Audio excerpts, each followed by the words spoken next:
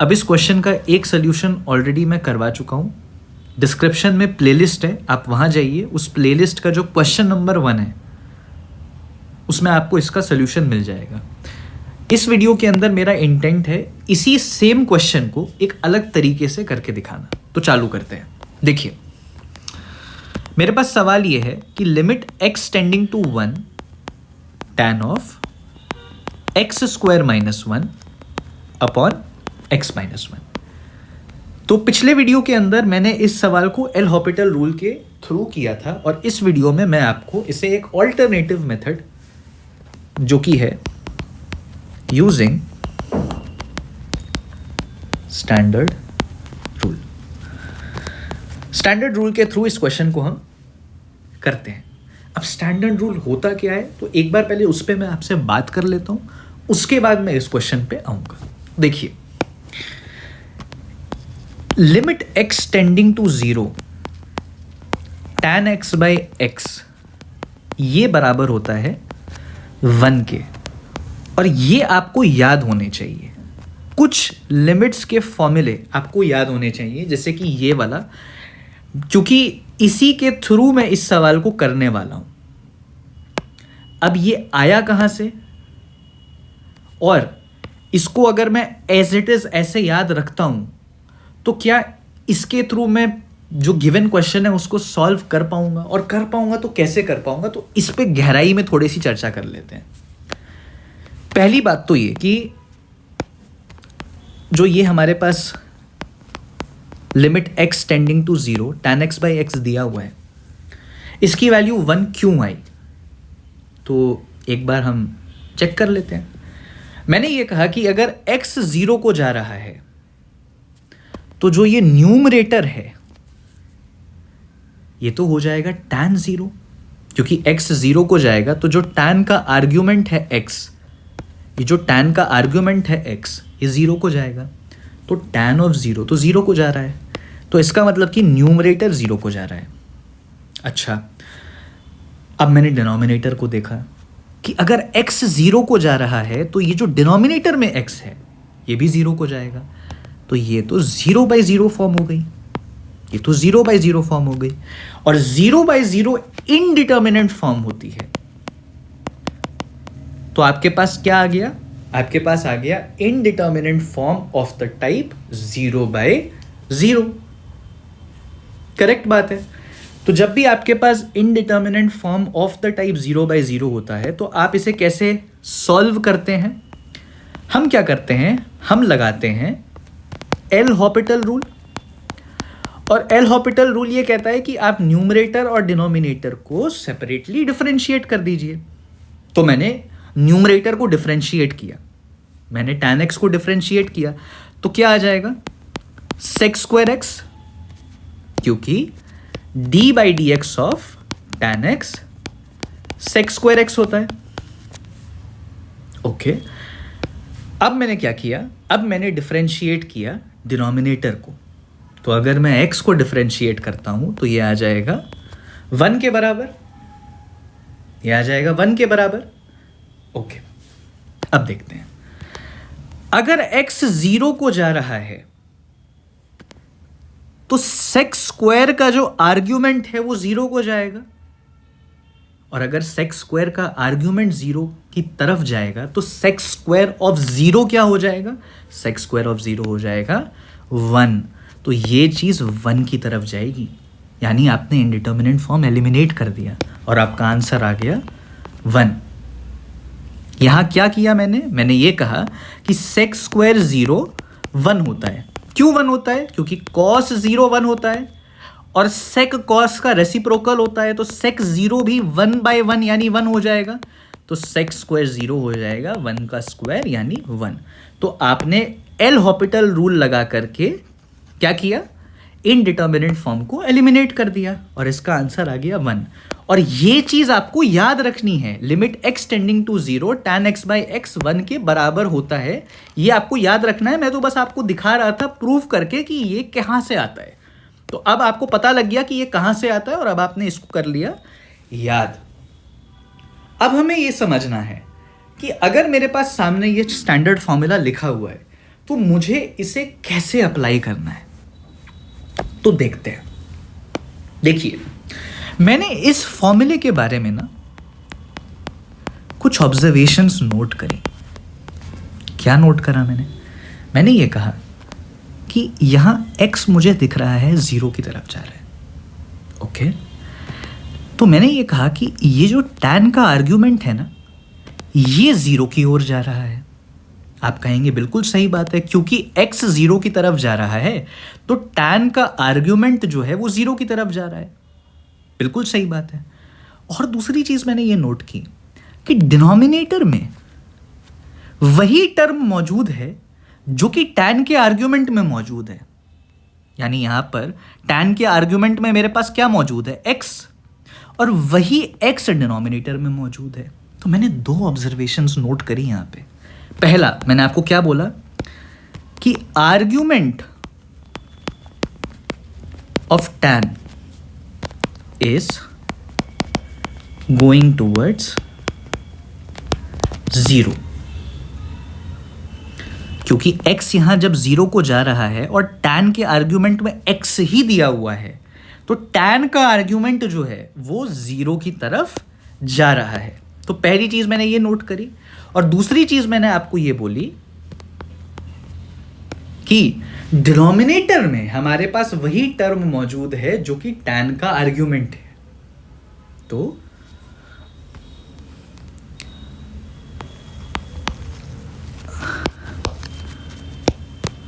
In denominator we have that term present which is argument of tan।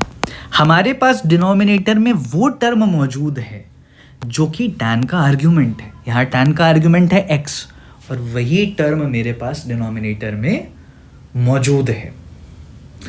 आप कहेंगे ये आपने क्या ऐसी बात बता दी, इससे क्या मेरा फायदा हो जाएगा? बहुत फायदा होगा। अगर आपको ये दो चीजें याद रहती है ना कि tan का आर्ग्यूमेंट इस फॉर्मूले में 0 की तरफ जा रहा है और इस फॉर्मूले के अंदर डिनोमिनेटर में वही टर्म मौजूद है जो कि tan का आर्ग्यूमेंट है, अगर आपको ये याद रहता है तो आप इस सवाल को तुरंत कर सकते हैं सॉल्व। आपको एल हॉपिटल लगाने की जरूरत नहीं पड़ेगी। कैसे, वो मैं आपको बताता हूं, लेकिन आप पहले इस चीज पे थोड़ा सा काल्मली समय लेकर के अपने मन में इस चीज को रीइटरेट करिए। Limit x tending to 0 tan x by x 1 के बराबर होता है। आपने कहा बिल्कुल सही बात है, पहली चीज। दूसरी चीज मैंने ये कही कि आपको इस फॉर्मूले के बारे में कुछ ऑब्जर्वेशंस पता होनी चाहिए, क्योंकि अगर सवाल थोड़ा सा भी डेविएटेड आता है और इस स्टैंडर्ड रूल के थ्रू सॉल्व होने वाला होगा तो आपको पहले ये दो कंडीशंस उस फॉर्मूले में सेटिस्फाई करानी पड़ेगी। पहली कंडीशन मुझे क्या सेटिस्फाई करवानी पड़ेगी कि tan का आर्ग्यूमेंट 0 की तरफ जा रहा हो, पहली चीज, क्योंकि यहां जा रही है, x अगर 0 को जा रहा है तो यहां tan का आर्ग्यूमेंट 0 को जा रहा है। और दूसरी चीज मैंने ये बोला आपको कि आपको ये सेटिस्फाई करवाना पड़ेगा कि डिनोमिनेटर में आपके पास वही टर्म मौजूद हो जो कि आर्ग्यूमेंट ऑफ tan है। यानी tan के आर्ग्यूमेंट में जो चीज लिखी गई है वही एग्जैक्ट टर्म इस फॉर्मूले में डिनोमिनेटर में मौजूद होना चाहिए। तभी आप इस फॉर्मूले के थ्रू किसी ऐसे सवाल को सॉल्व कर पाएंगे जहां पे इस स्टैंडर्ड रूल का इस्तेमाल होना है। अब देखिए, आप जो मैंने आपको ये इतनी सारी बात बताई ना, अब आपको समझ आएगा मैंने क्यों बताई। देखिए, सबसे पहले तो इसको मैं जरा सा छोटा करके यहां डाल देता हूं ताकि आपको ये ध्यान रहे, ठीक है। अब देखिए, मेरा सवाल ये है कि limit x tending to 1 tan of x square minus 1 और डिनोमिनेटर में टर्म है मेरे पास x माइनस 1, यही मौजूद है। अब जब मैंने इसको देखा ना क्वेश्चन को, तो मुझे इसकी याद आ गई। मुझे याद आ गया कि अच्छा, मैंने तो ये पढ़ा हुआ है limit x tending to 0 tan of x by x 1 होता है। अच्छा, मैंने ये पढ़ा हुआ है। अब मैंने ये पढ़ा हुआ है और ये ना कुछ कुछ ऐसा दिख तो रहा है, कुछ कुछ सेम दिख रहा है, मतलब हल्का सा कुछ अंतर है बट कुछ कुछ सेम दिख रहा है। तो मुझे ना ये हिंट आएगा कि अच्छा इस सवाल में ना मैं इसका इस्तेमाल कर सकता हूँ। फिर मैं खुद से पूछूंगा यार मैं कैसे इस्तेमाल करूं, यार चालू कहां से करूं क्या यहां पर। तो फिर मैं आपको बोलूंगा कि आपको इसको देख करके जो फॉर्मूला याद आया ना, उसके करस्पॉन्डिंग जो ऑब्जर्वेशंस थी उसको कंडीशन बना करके इस सवाल में लगाइए। मतलब क्या हुआ ये बताता हूं। देखिए, सवाल आपका ये कह रहा है कि limit x tending to 1 tan of x square minus 1 upon x minus 1। और मैंने आपको क्या बोला कि मुझे इसको देख करके ना, मुझे इस सवाल को देख करके ना इसकी याद आ गई, मुझे tan x बाई एक्स बराबर 1 की याद आ गई। बट आप कहोगे सर यहाँ पे x तो नहीं है। मैं कहूँगा हाँ, इस सवाल में तो एक्स स्क्वायर माइनस 1 है। आप कहोगे सर उस फॉर्मूले में डिनोमिनेटर में ना x मौजूद था, यानी डिनोमिनेटर में वो टर्म मौजूद था जो कि tan का आर्ग्यूमेंट है, यहां वो नहीं है। मैं कहूंगा बात तो आपकी बिल्कुल सही है, तो क्या करें, तो बना लेंगे ना। अगर डिनोमिनेटर में वो टर्म मौजूद नहीं है, जो कि tan का आर्ग्यूमेंट है, तो बना लेंगे। कैसे बनाएंगे, अभी रुक जाओ, अभी बनाते हैं कैसे बनाएंगे। देखिए, पहले मैंने ये कहा कि इस फॉर्मूले के पर्टेनिंग जो मेरी पहली ऑब्जर्वेशन थी वो ये थी कि argument of tan should go towards 0। तो अगर मैं इस फॉर्मूले का इस्तेमाल इसमें करना चाहता हूं, मतलब इस फॉर्मूले के थ्रू इस सवाल को सॉल्व करना चाहता हूं, तो मुझे देखना पड़ेगा क्या ये पहली कंडीशन सेटिस्फाई हो रही है। तो मैं चेक कर लेता हूं एक बार। अगर x 1 को जाएगा तो एक्स स्क्वायर किधर जाएगा, एक्स स्क्वायर 1 को जाएगा। तो एक्स स्क्वायर माइनस 1 किधर जाएगा, 0 को जाएगा। यानी tan का आर्ग्यूमेंट 0 को जा रहा है। ये पहली कंडीशन मेरी सेटिस्फाई हो रही है। अच्छा, दूसरी कंडीशन इस फॉर्मूले को लेकर के क्या थी, दूसरी ये थी कि अगर मुझे इसका इस्तेमाल यहां करना है, जो कि मुझे लग रहा है कि मैं कर पाऊंगा, लेकिन मैंने ये देखा कि अच्छा यहां tan के आर्ग्यूमेंट में एक्स स्क्वायर माइनस 1 है और डिनोमिनेटर में x माइनस 1 है। तो मतलब मैं इस फॉर्मूले का इस्तेमाल यहां तब तक ही कर पाऊंगा जब तक tan का जो आर्ग्यूमेंट है वो सेम टर्म डिनोमिनेटर में मौजूद हो, और है नहीं तो मुझे जनरेट करना पड़ेगा। कैसे जनरेट करूं बताइए।